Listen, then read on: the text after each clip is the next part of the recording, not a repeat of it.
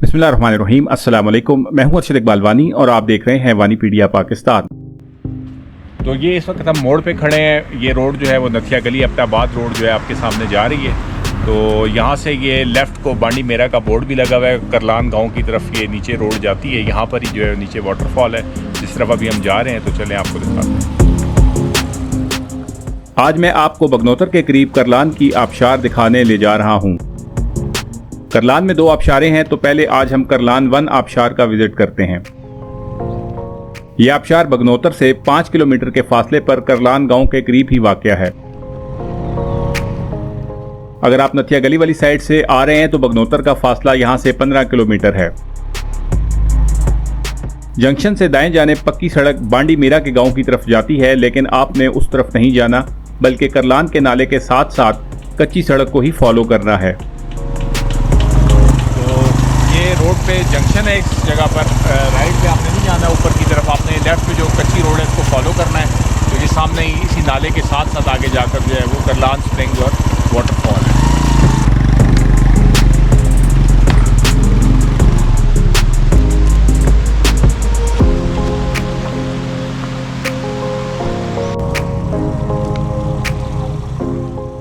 अगरचे ये सड़क कच्ची है लेकिन अच्छी हालत में है और आप किसी भी गाड़ी या बाइक पर बासानी यहां पर आ सकते हैं।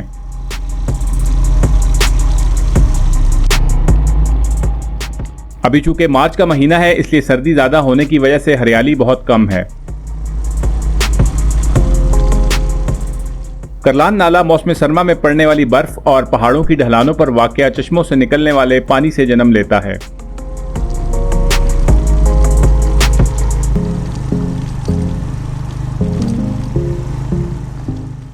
ये सामने करलान गांव आ गया है जहां से 2 नाले हो जाते हैं। आपने यहां पर छोटा सा पुल क्रॉस करके बाएं जाने वाले नाले में पानी के साथ साथ सफर करना है।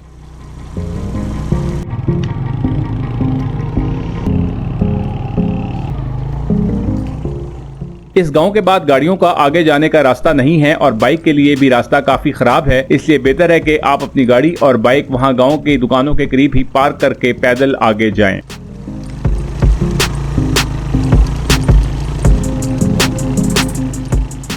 अगर आप पैदल जाएंगे तो आपको आबशार तक ज्यादा से ज्यादा 30 से 40 मिनट का पैदल सफर तय करना पड़ेगा।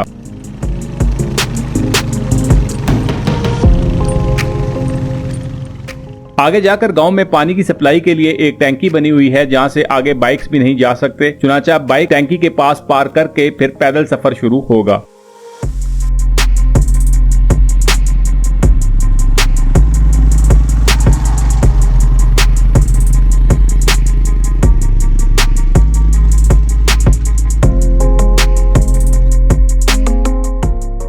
तो ले जी, ये है वो पानी की टैंकी और अब हम यहां से आगे पैदल चलते हैं।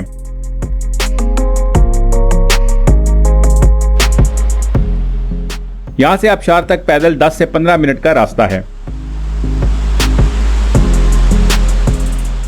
रास्ता तो कम है लेकिन कई जगहों पर थोड़ा सा मुश्किल है और पत्थरों के ऊपर चढ़कर जाना पड़ता है जो काफी ज्यादा स्लिपरी हैं, इसलिए एहतियात जरूरी है। इस वक्त हम पहुंच गए करलान की पहली वाटरफॉल के ऊपर और लोगों ने तो हमें काफ़ी डराया था कि यहाँ पर पहुँचना काफ़ी मुश्किल है और सबसे बड़ा लेपर्ड के वजह से लोग डरा रहे थे और सही भी कह रहे हैं, जंगल काफ़ी घना है।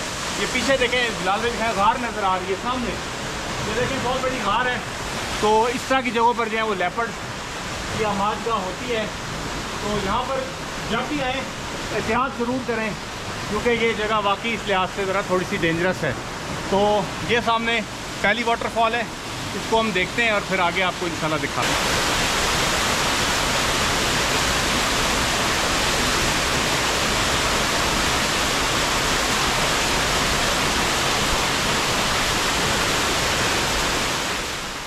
बरसात के दिनों में इस आबशार में पानी काफी ज्यादा होता है जबकि बाकी महीनों में उम्मन पानी की मिकदार कम होती है।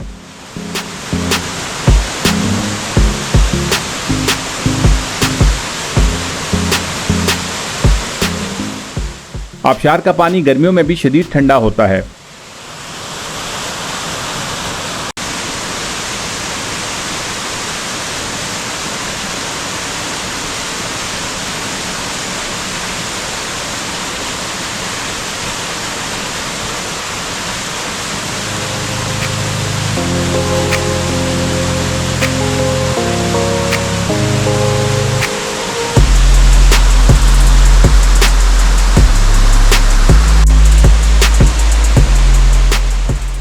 इसके साथ ही करलान की पहली आबशार से मैं आपसे इजाज़त चाहता हूँ।